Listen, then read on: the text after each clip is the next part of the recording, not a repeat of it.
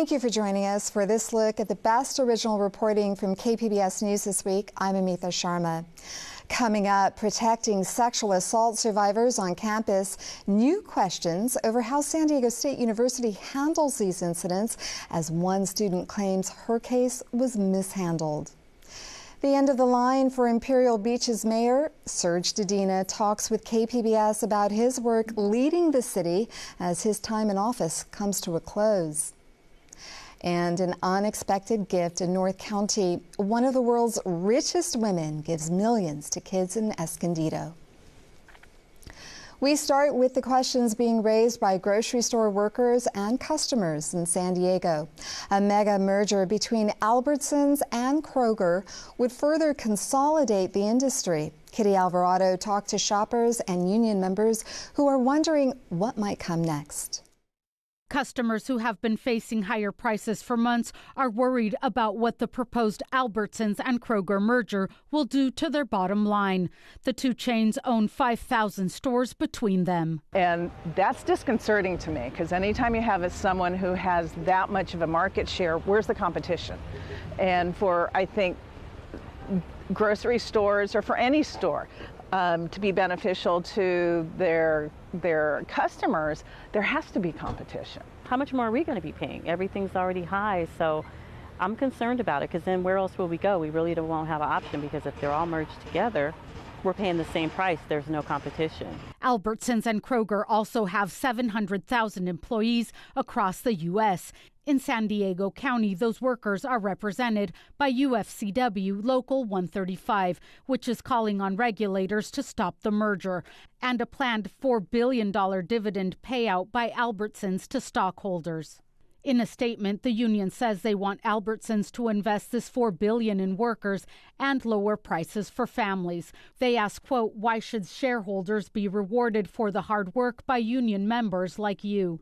Mike Ryan has been a member of Local 135 for 34 years. He says he's seen this before, and it's not good. But the first thing that you think of when you talk about a company coming in to purchase our company is, store closures. Ryan says workers have sacrificed a lot in the past couple of years working through a pandemic, including losing some of their own. He's asking that those making the decisions carefully consider their employees and customers. You have a lot of people who have worked really, really hard over these years to help you profit off of our sacrifice.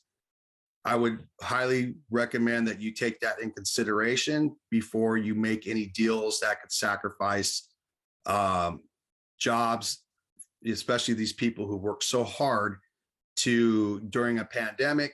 Grocery store union leaders are in Chicago to talk about the proposed merger and payout. And they're not the only ones calling out the grocery store giants. California Attorney General Rob Bonta is among 6 attorneys general who sent out a letter to Albertsons demanding they delay their payout until the Federal Trade Commission and they review the merger and payout.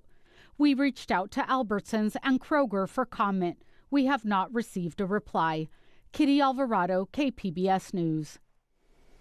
We're now almost a week from the general election. Some of the most expensive propositions in state history would bring sports betting to San Diego's tribal casinos and the Del Mar racetrack. Matt Hoffman tells us what's at stake for Props 26 and 27. Another special interest ballot proposition. Hundreds of millions are being spent on Propositions 26 and 27. It's almost hard to miss all of their online and TV ads. Only one proposition supports California tribes like ours. Vote no on Prop 27. Yes on Prop 27. Both would amend the state constitution to allow for sports wagering in California. Proposition 26 would introduce dice games like roulette and in-person sports wagering at tribal casinos. It would also allow sports betting at 4 racetracks in California, including in Del Mar. Kathy Fairbanks is the spokesperson for the Yes on 26, No on 27 campaign. People betting will have to show their IDs. Someone will check their IDs and make sure that they're adults and that they're following the law and they're gambling legally. Fairbanks represents a coalition of business groups and more than 50 tribes. Locally, the Borona Band of Mission Indians and the Sequan Band of the Kumeyaay Nation have contributed to the campaign. Tribes would need to work with the state to determine government payouts, and racetracks would be required to pay 10% of daily bets minus winnings. The independent nonpartisan legislative analyst says that Proposition 26 will result in tens of millions of dollars going to California coffers to fund state priorities like education, transportation, even homelessness efforts. The other Proposition 27 would legalize online sports betting for tribes and online gambling companies. Businesses would have to partner with a tribe to get a license. It's backed by betting companies like FanDuel, BetMGM, and DraftKings, along with a few smaller tribes. Nathan Click is the spokesperson for Prop 27. 25 other states have legalized online sports betting. They're proving that you can do so safely and responsibly and create real revenue for states. Under Prop 27, a tenth of betting profits would go to address homelessness, with a smaller portion of that split among tribes without casinos. The state's independent auditor takes a look at every initiative that crosses its path. They found that only Prop 27 would raise hundreds of millions of dollars each year that would go directly towards homelessness and mental health support. Prop 27 is supported locally by the CEO of San Diego's Regional Task Force on Homelessness. I'm supportive of whatever it takes to get dedicated, committed funding on a permanent basis. Tamara Kohler says it's an opportunity to finally secure a permanent funding source. This funding is also not just for supporting, the housing solutions, but also mental health, behavioral health, treatment supports, and above all, housing. If Prop 26 passes, it would mean a sports book could open at the Del Mar Thoroughbred Club. President and Chief Operating Officer Josh Rubenstein says his organization is supporting the measure. He thinks a sports book would help support the racing business and increase tax revenue. In terms of foot traffic for these local businesses, you would think for busy events like the Super Bowl and the Final Four, that would translate to additional business for North San Diego County. The public has been hammered with ads from both propositions, yet a UC Berkeley LA Times poll from earlier this month found the measures polling under 50%. Both need a simple majority to pass. Our priority, the tribe's priority from day one, since 27 showed up, was to defeat that measure. So we are looking at the poll results in a positive light because our number one priority is being met.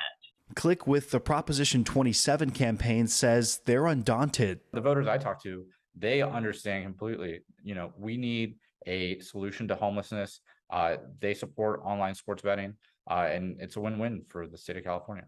For more information, check out the KPBS Voter Hub online. Matt Hoffman, KPBS News. Matt mentioned the KPBS Voter Hub. For the first time, we have English and Spanish versions. You can tailor information to your district, see all of our reporter stories, and find ballot drop box and voting sites in your area. Just click the Voter Hub link on our homepage. Next week is homecoming for San Diego State University. It's usually a time of celebration, but this year it comes under a cloud of scrutiny over how the school handles claims of sexual assault. As Alexander Wynn reports, an outside team is now taking a closer look at what's being done. Quantum physics has always intrigued me. Last year, Jordan Rosenquist was just another freshman on SDSU's campus. Then, September 8th happened. I was sexually assaulted in a SDSU dorm hall. She immediately reported the alleged assault to the university's Title IX office, which is in charge of investigating allegations of sexual violence on campus. But instead of being helped, she says she felt pushback. I did not feel supported by the SDSU Title IX office at all. I felt like I was more working against them than they were working with me. She says the university did not immediately inform her of her rights as a sexual assault victim. She had to hire a lawyer for that.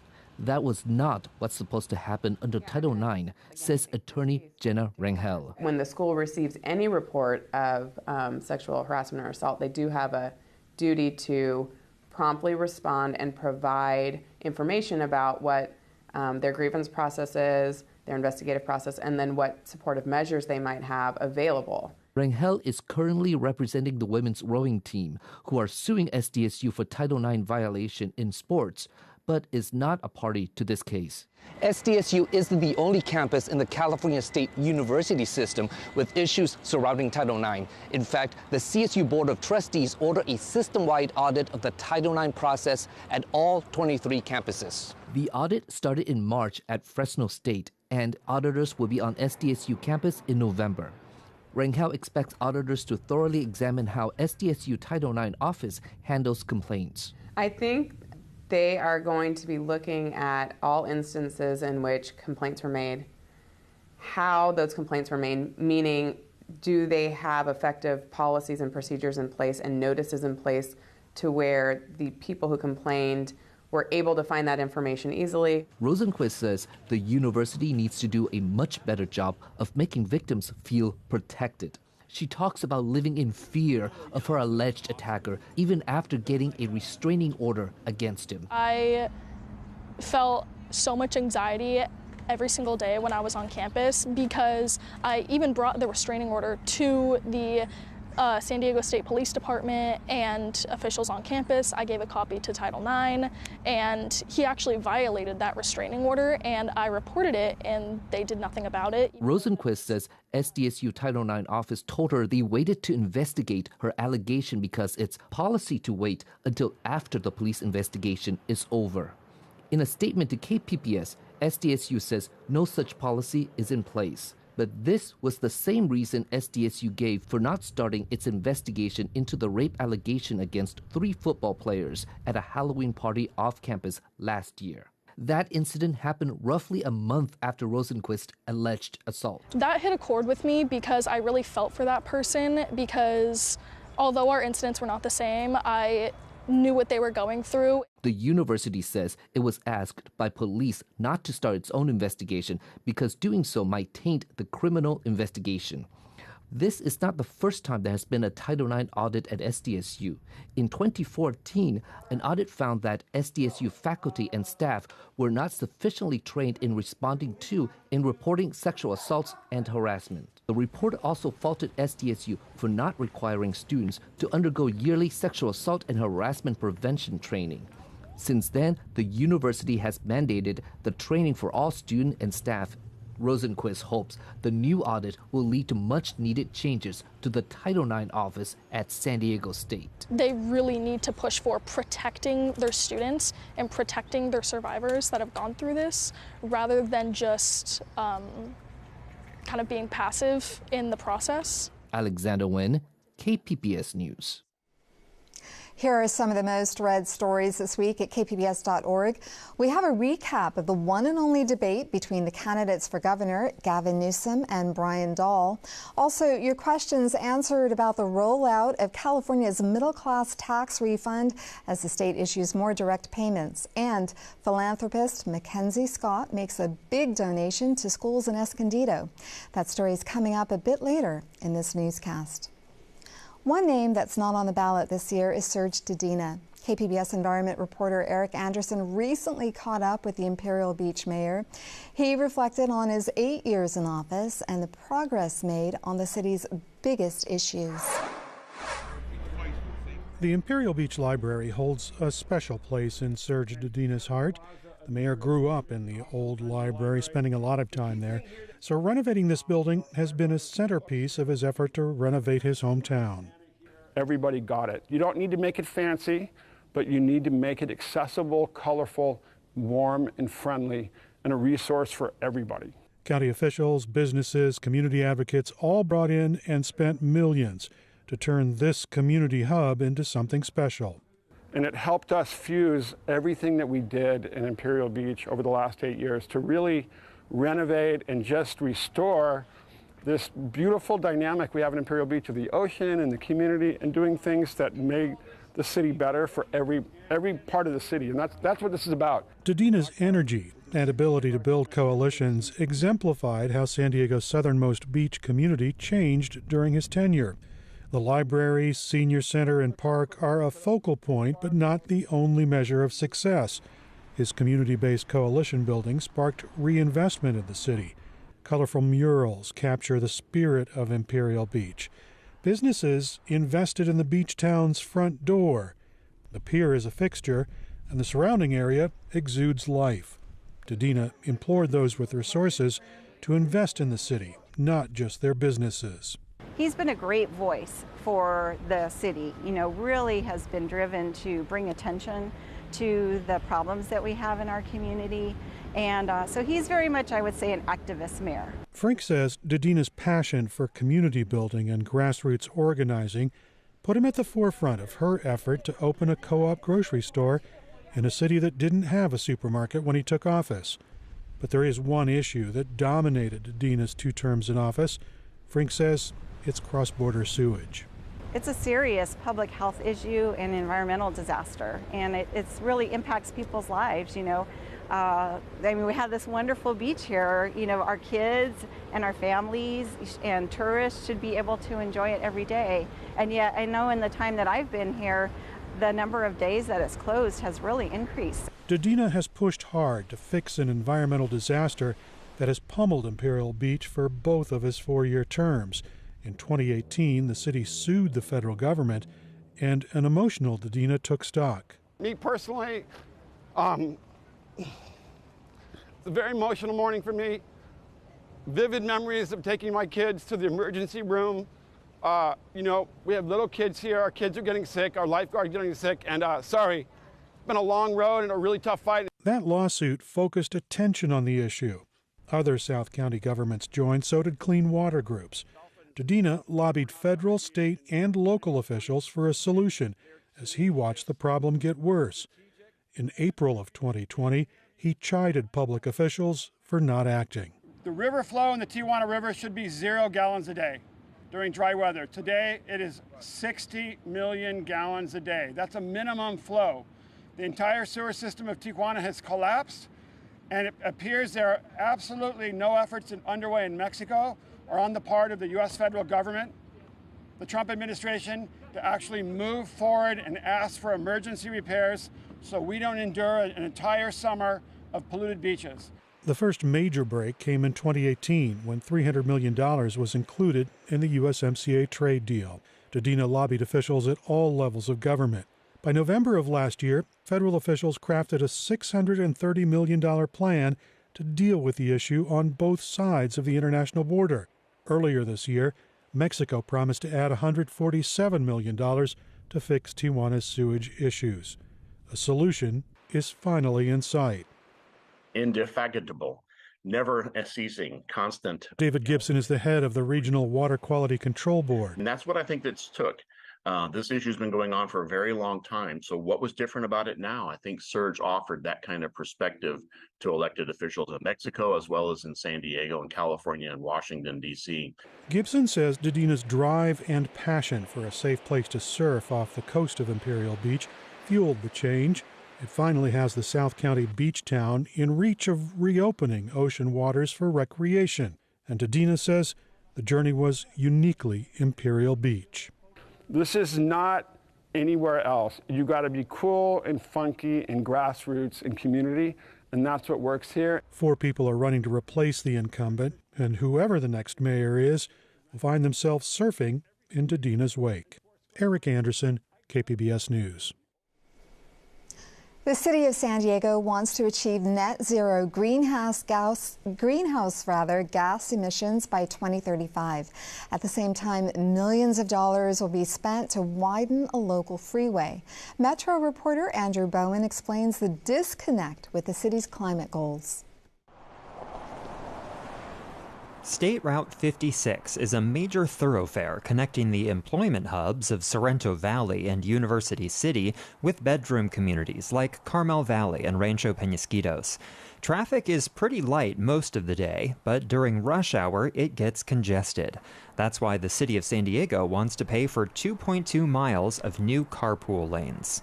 It is commonly misunderstood with the difference between general purpose lanes and managed lanes. So Phil Traum is a program manager in the city's Sustainability and Mobility Department. He says the new lanes will encourage carpooling, and for that reason, they're good for the city's climate goals of cutting back on car dependence.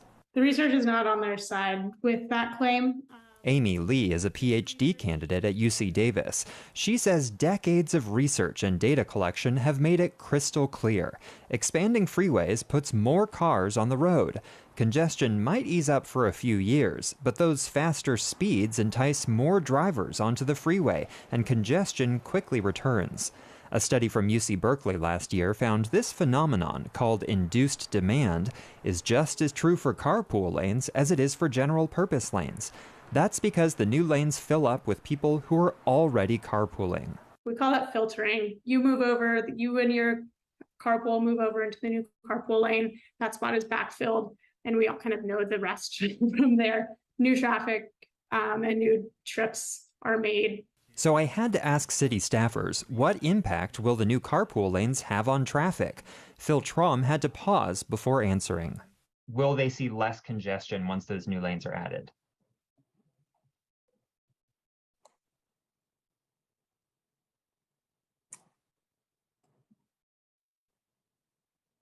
hard to say. So just how much more driving will the new lanes induce? UC Davis researchers developed an online calculator to answer those questions. Put in the data for the SR 56 widening and boom, 12.8 million miles of new vehicle travel per year. Remember, the city says it wants to reduce driving, and by 2035, it'll be legally required to offset all the emissions from the cars and trucks that are still on the road. And with that, we'll take the vote. So Vice Chair LaCava. I vote yes.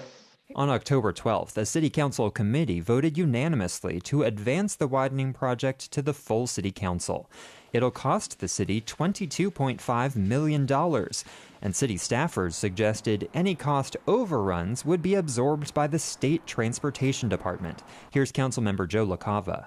And is the $22.5, is that the total cost of the project, or is Caltrans kicking in some money on this? Caltrans is also contributing. The city's contribution is capped at the 22.5. Okay. I like the word capped. That's always a good thing. But this is not necessarily true. The state would oversee construction, but they told KPBS the state will not be contributing any money. And during high inflation, the risk of cost overruns is very real. We do have contingency built into the $22 million to cover some increase. If it went above and beyond that, we would go back to the city and ask the city if they were willing to contribute more. If they were unable to contribute more, we would reduce the scope of the project. Is this going to relieve congestion by 17 seconds? Is it going to be 2 minutes? Karina Contreras is a policy advocate for the nonprofit Climate Action Campaign. She says the city is not being honest with the public about what these new HOV lanes will actually do for traffic or the environment. Because I think when we start asking those questions and we don't get answers to them, it really is telling about how we're deciding to use this money, this public money. The full city council could vote on the widening of SR 56 as soon as November 1st. Andrew Bowen, KPBS News. What a surprise for schools in Escondido. A multi-million-dollar donation will help shape education in the years ahead. Kitty Alvarado has reaction from those who will directly benefit from a gift no one saw coming. It was a big day for Escondido Union School District. I'm proud to announce that the Mackenzie Scott Foundation has donated $16 million towards supporting our work with our students. We are humbled by this recognition and the trust it places on us with this extraordinary gift, which was very much unexpected. Superintendent Luis Rankin-Ibarra says the largest donation in the history of their district came after they were contacted last month by a representative of philanthropist Mackenzie Scott, who was impressed by the district's work. About a week later, I was contacted again, said we want to have another meeting, and this time they let us know that we were going to be gifted $16 million. And I had to paused and they said, "What? $16 million?" They said yes, and that was the highlight of the entire year for me. Rankin Zabara said the donation came at the perfect time because after the pandemic, he assembled a team to put a strategic plan in place that created a vision for learning. And now we have a donor who believes in our work, and now we have a funding source to reimagine what school could be like for our kids. He says they have been conducting focus groups to find out what students want to learn. They've told us that they want simple things, like how to balance a checkbook, how to apply for a mortgage, and what is a mortgage. He says the district was among the first to open, knowing that many students relied on their schools for a lot more than an education. Just under 80% of the students qualify for free and reduced lunch, and many are food insecure. We had meals set up for all of our families. Because we understood the importance of school and how some students depend on that for meals. He said that's not the only challenge. 60% are English learners, but he says that statistics do not dictate how big these children dream, nor what they can achieve. And he knows something about that. I see myself in these kids. I also grew up in a home very similar to these students. The kids need to see that this is possible. So this isn't money. This represents dreams and hopes, dreams and hopes. All the schools having a chance to have more than they usually would, with the donation being able to pay for projects and different experiences for the kids to learn far beyond what they ever thought. Kitty Alvarado, KPBS News. You can stream our content anytime on YouTube. In addition to reporter stories, we also have episodes of programs like Crossing South and Ken Kramer's About San Diego. We also live stream KPBS Evening Edition weeknights at 5. We hope you enjoyed this look at KPBS News this week. I'm Amitha Sharma. Thank you for joining us.